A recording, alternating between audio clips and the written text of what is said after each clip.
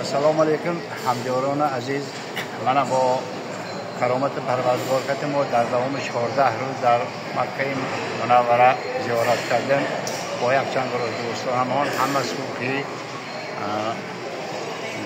من مشاهده کردم که از طرف خادمان همین پیرمرد نهایت غمخواری و خلق ما ظاهر شد، یعنی بر زیارتچیان ظاهر شد و یگان کمبودی نشد، فقط همه اون عامل‌هایی که در زیارت نشان داده شده است همه‌اش را به آخر رسانیدیم، عمل‌ها را اجرا نمودیم.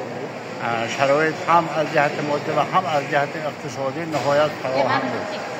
برای همین از شما را دعوت می‌کنیم که و زیارت مکه منوره البته با انا همین راهبری داملا عبدالواحد کتی، یعنی با راهبری داملا عبدالواحد اومده همین زیارت کنتون، همین پیرمه تحت نظارت شنده نهایت نور بالای نور میشود.